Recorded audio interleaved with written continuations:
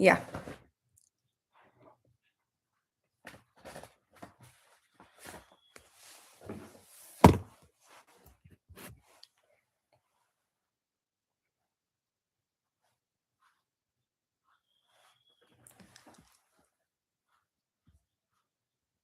Can you hear me? Yes. Okay.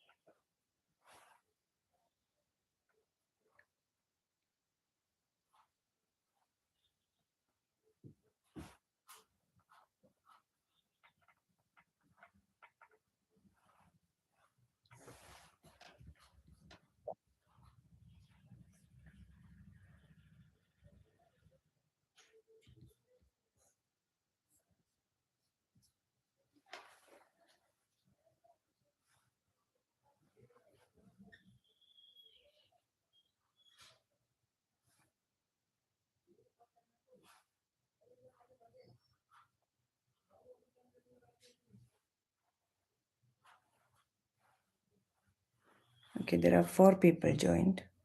Okay, there are 4 people joined. Okay, there are 4 people joined.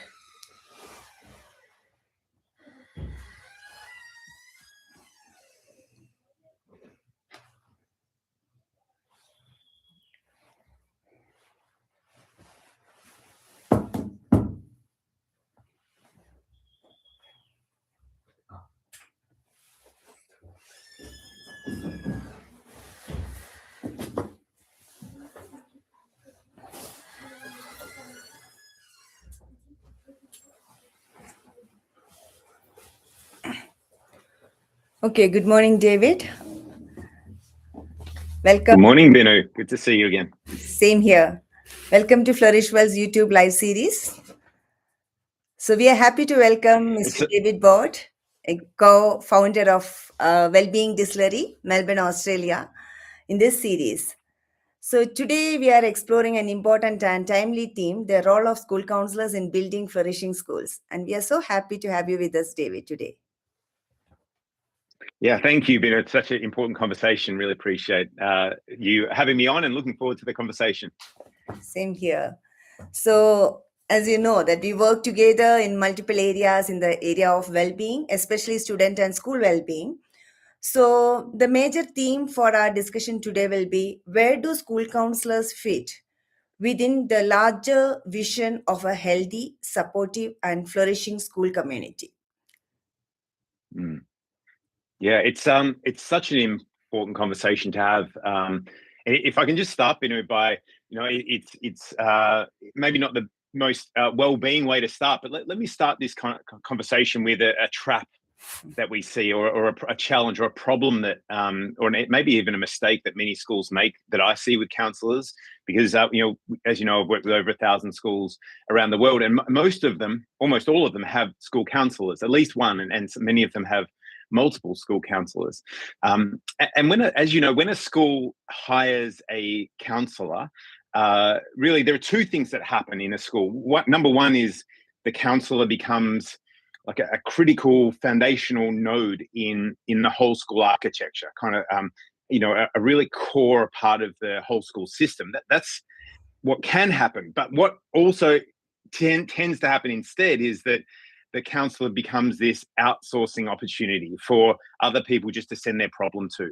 And the counsellor actually, instead of being inside the system, they kind of sit on the periphery, and they become just a problem solver rather than an integral part of the system. And I think that's a huge mistake, because counsellors have they come with such an incredible level of knowledge about mental health, as you know, and a far better understanding of mental health than a typical maths teacher or a science teacher or whatever. So they have this asset. And when they're placed on the periphery as kind of just a problem solver or someone we refer problems to, we really miss an opportunity for them to be placed at the heart of a school, where really they can do this amazing work to help spread their influence through the system.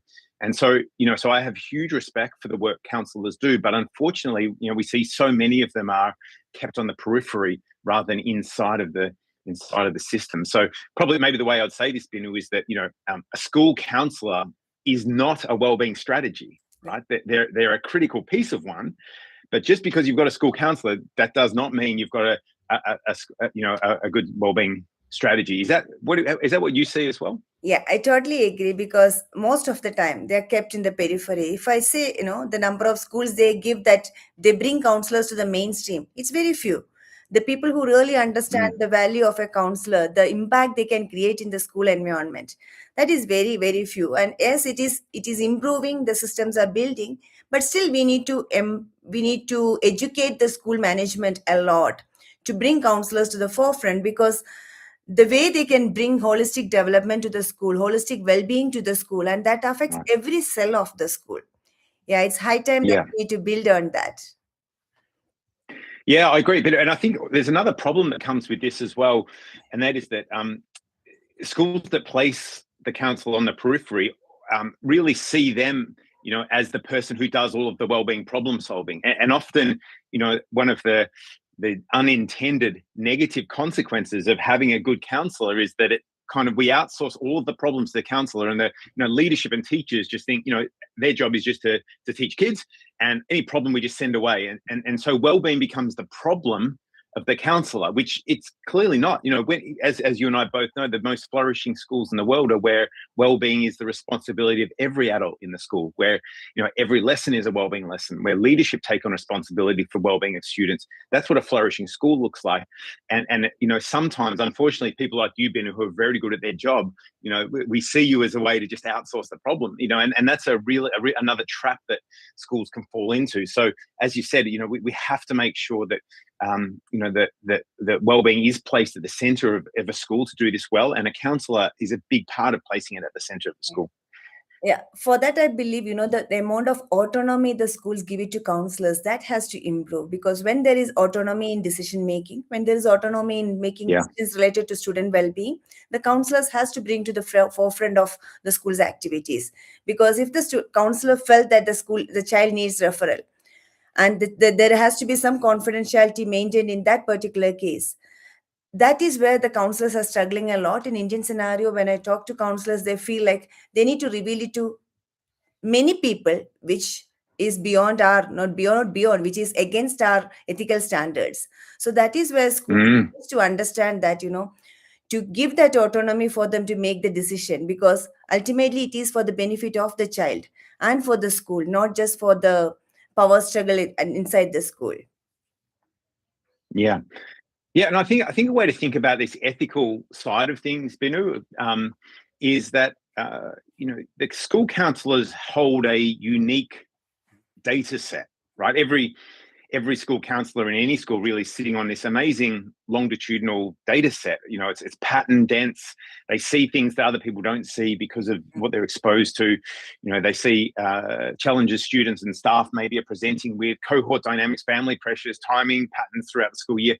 But most of those patterns never reach the people making strategic decisions. And this is another problem with if we're not really embracing counsellors as part of this kind of heart of a school, then all of that data, all of that amazing data gets kept in the counsellor's office and never reaches the ability of the room where big decisions are made about school strategy. And so again, this is the way I think we can overcome some of the ethical challenges, is not really asking counsellors to break confidence in any way, but to ask them to share the patterns that are emerging, which really is what great flourishing school strategy is built on. It's built on, using whole school data, like all sorts of data, including wisdom and experiential data to help guide strategic decisions. And so I think that is a way that there's a very clear ethical, it's a very clean ethical position to put a counsellor in, is to ask them to share trends and cohort dynamics rather than individual issues.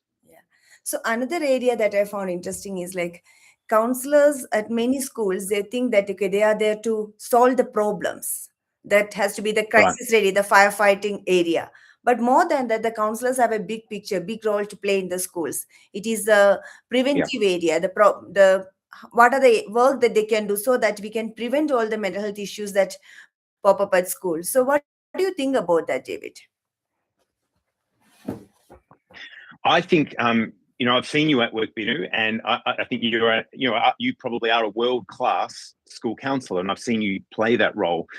But if you were in my school and I was the principal, I think the highest leverage way to use you is to not do more counselling, but to help you make the whole staff better at noticing, responding, and holding early conversations. The referral to the school counsellor really should be seen as a last resort, not the default response. And we see this in some of the evidence as well. There's some significant evidence produced showing that when school counsellors, when their skill is used to train the rest of their teaching colleagues, we have this significant benefit that flows through the system. And some of the data shows that we have a 20% drop in overall challenges in the school when when expertise like yours, Binu, is spread throughout the system. So I think the way I would explain this is that the best counsellors I know make teachers better at noticing, not better at referring, right? And it helps teachers see that referral isn't a solution. It's really an admission that the system didn't catch something earlier, or the system isn't quite functioning as well as it can. And that's why, our approach, as you know, Binu, is to have a whole school approach to wellbeing. Really recognises that every person in the school, from the school principal, the executive team, through educators, through support staff, through parents, families, everybody has a role to play in this. And we can't just see the role of the counsellor as the wellbeing thing. When they're at their best, what they're doing is spreading their expertise throughout the system by elevating the capacity of everybody in the system. Yeah, that just to connect with that, there is in India, there is something called Sainik schools, that is military schools, have been invited to take a series of sessions for all the teachers across India to strengthen them to how to identify early warning signs and to prevent it at that level before it is going to the next level. So they were not the counselors that they send them for training. It is all the teachers, math teachers, science teachers. That is where real prevention and the real well-being of the school actually takes shape.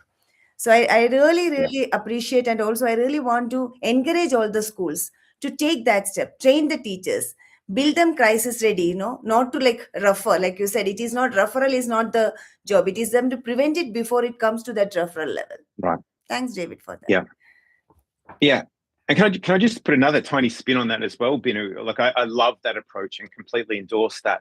But also there's another narrative that we share with educators, and that is that, of course, their role is kind of a frontline mental health preventative person. They're not trained, they're not highly trained in mental health,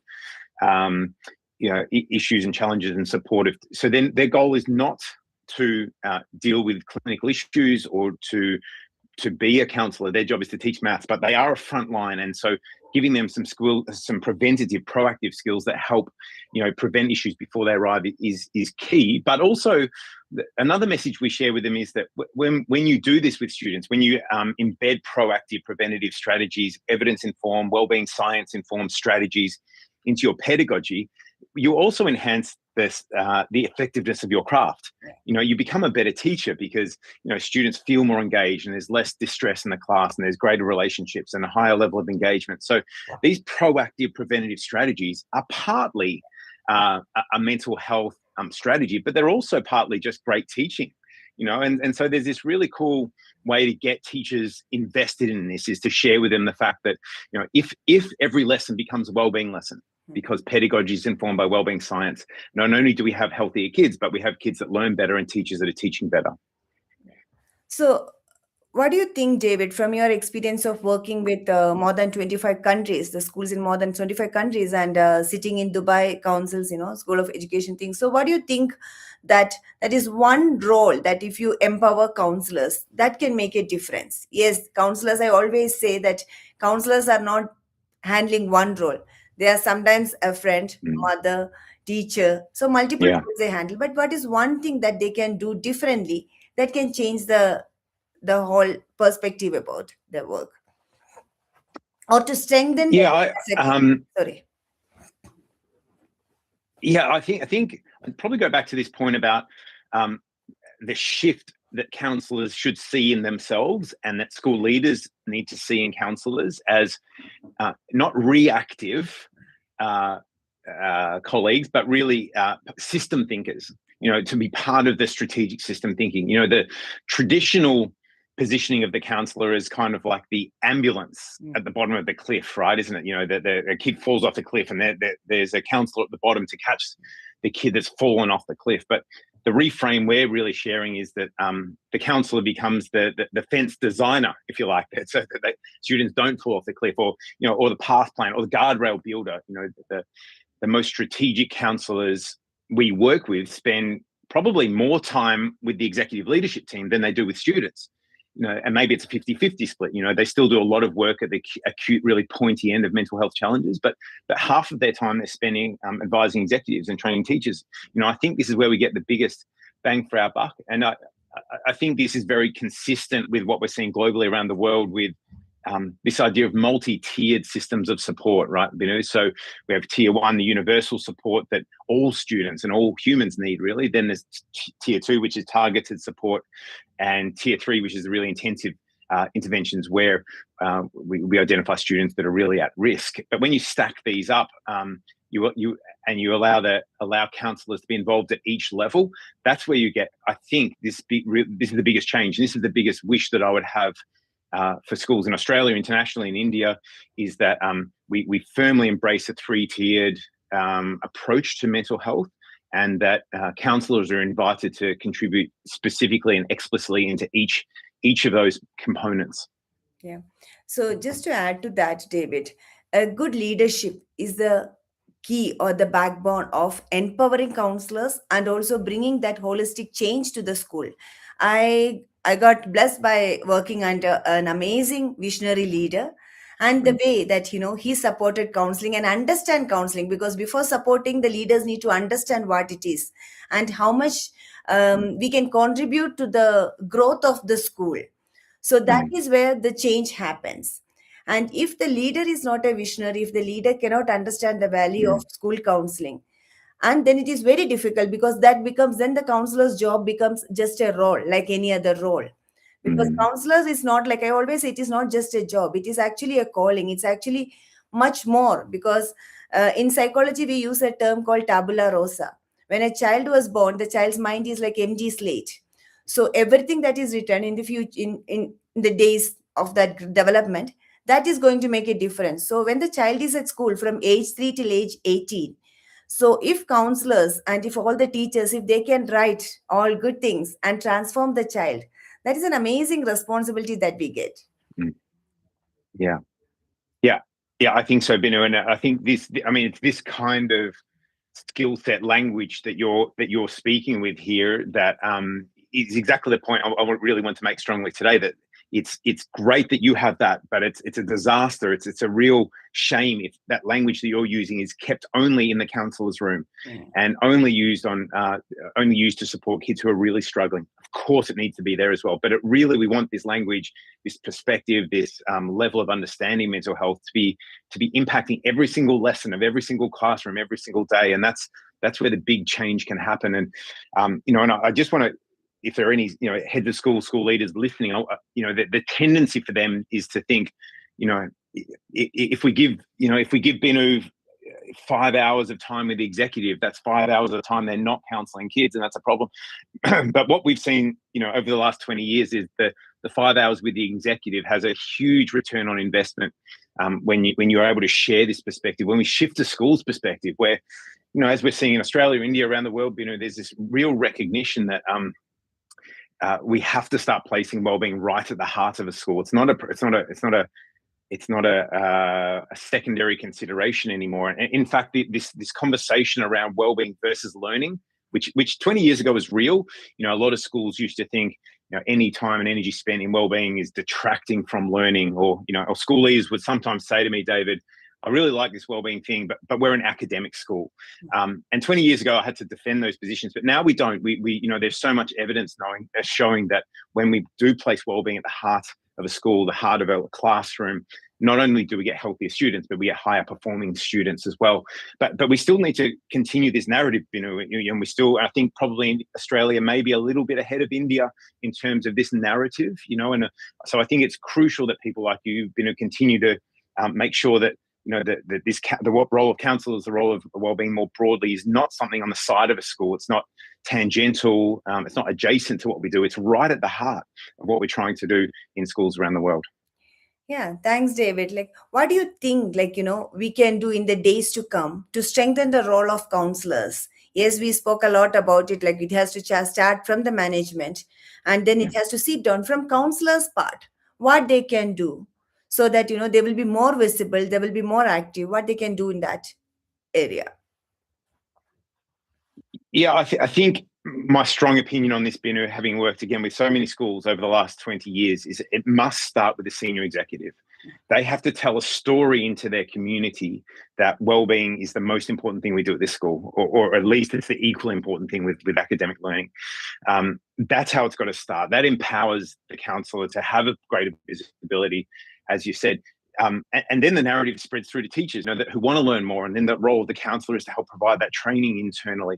I think that's essential. I think I'd also share, Binu, that we also want to shift the narrative with students as well, because, again, in Australia, in the US, throughout Asia where we work, in India, there's still a lot of stigma around mental health issues. And, in Australia, the latest data that we're looking at yesterday shows that 4 in 10, 40% of young Australians between the age of 16 and 24 are going to experience some form of significant mental distress this year in schools, right? So we're nearly at a point where half of our students, in Australia, are experiencing some form of significant mental health challenge.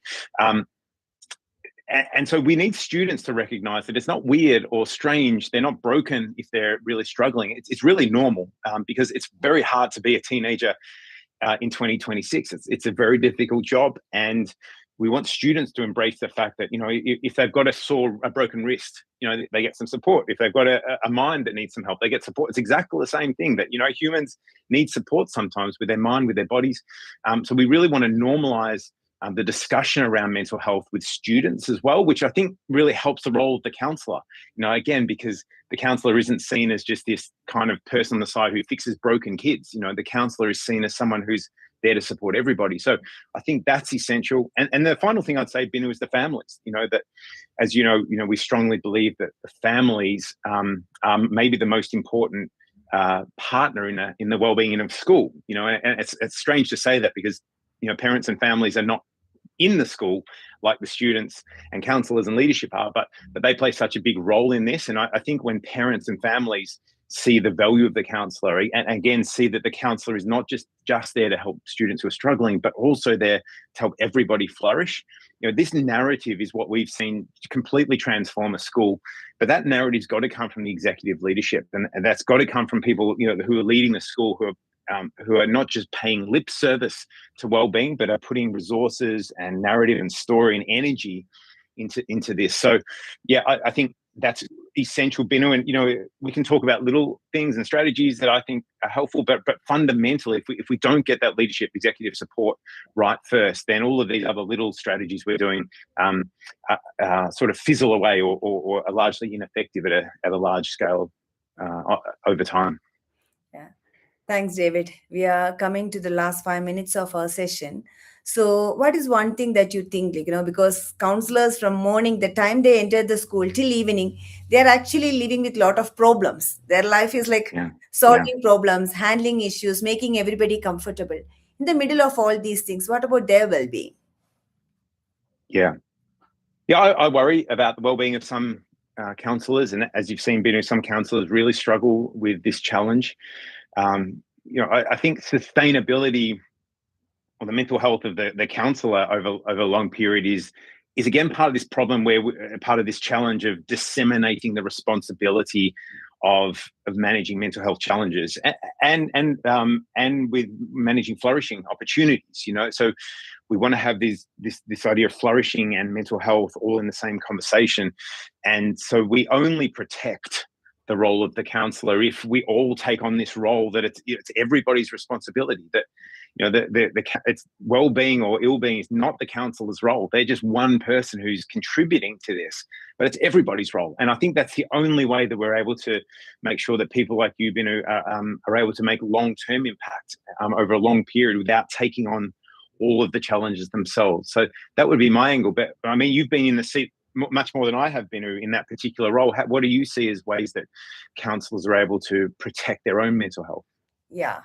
So something from my personal experience, what I found is having a supportive team working with you, having a supporting community that is around you, and having some activities that will actually help you to relax at the end of the day. Because most of the time what happens is like counselors carry the burden along with them to home. Like for example, if it's a self-harm issue or a suicidal ideation, they carry that. Even it is not ending at school, when they go home, they're thinking about the child, they're thinking about what is going to happen if that is only a single person's responsibility.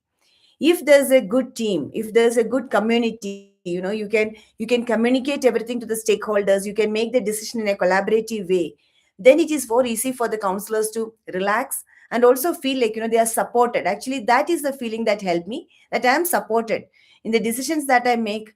When I am supporting my children, yes, there are people with me, I'm not alone in this school. Because most of the time what I've seen is the counselors feel like the child is in her, she's carrying the child in her palm or his palm, and if anything happens to the child, it is that person's fault. So that has Yes. to change. It has to be a collective responsibility. That is where you first at your workplace you will feel relaxed, and when you come home you need to have some other activities that will actually help you to relax. To me, if you ask, yes, I have 2 dogs, 3 kids, and one husband. That is my heaven, and I'm happy with that. Do they help, or are they a hindrance or a help to your mental health? The dogs, Yeah. What about you, David? Yes, you work a lot, you travel a lot, and spreading this message of well-being. Yeah. So, Yeah, more and more, Binu, I recognise that a lot of the mental health and mental well-being, the issues that, the factors that distinguish people who are struggling versus those that are flourishing, the one biggest factor is luck that I find. We have to recognise that there is just some people who are in situations that they have no control over. It's none of their fault, or they're born with genetics, particular genes that enable them to only need 3 hours sleep and they're fine. So there's a lot of luck involved in this game of well-being, but there's also a lot of controllables involved in this game of well-being. And the things that we normally can control are the big things like, am I getting enough sleep? Am I having enough time to spend with my family? Am I eating the best foods I can? Am I doing enough exercise? The foundations of well-being, they're largely controllable, not always. Especially if you've got a dog's barking in the night or a young child, a young child that you're looking after. Sometimes sleep isn't inside of our control, but often those big non-negotiable, technically we call them transdiagnostic factors, these big, deep foundational pieces of well-being are in our control a lot of the time. And when you get those right, when I get those right, when people get those right, often the rest of the things fall in line. So that is a real focus for me currently, and the people we're working with, is to just get the foundational pieces right: sleep, nutrition, exercise, connection, meaning, and the rest tends to follow. But we also have to recognize, again, like I said, that there is luck involved, and not everybody, you can have great sleep and great nutrition, and sometimes the universe conspires against you, right? And so that's where we really need to be there for each other, because as we've seen, probably the biggest finding in wellbeing science, is this, that there's only one difference between the word ill-being and well-being in English. There's only one tiny difference between ill-being and well-being, and that is that ill-being starts with an I and well-being starts with a we. Yeah. And it doesn't matter how dedicated you are to your own well-being, to trying to do the right thing. We can't do this thing called life together, and we can't do this thing called life alone, and we can't flourish alone. We need other people around us. We need to be having these kind of conversations. We need to be supporting each other, and particularly when life gets hard, we need to be there for each other. So that's why I'm so grateful for the work you're doing, Binu, and helping have these conversations, helping change the way schools are talking about well-being, particularly in India, but also around the world. So it's awesome to get to know you even more, Binu, and thank you for the conversation today. Yeah. Thank you, David, for joining us today, and thank you all for joining us in this conversation.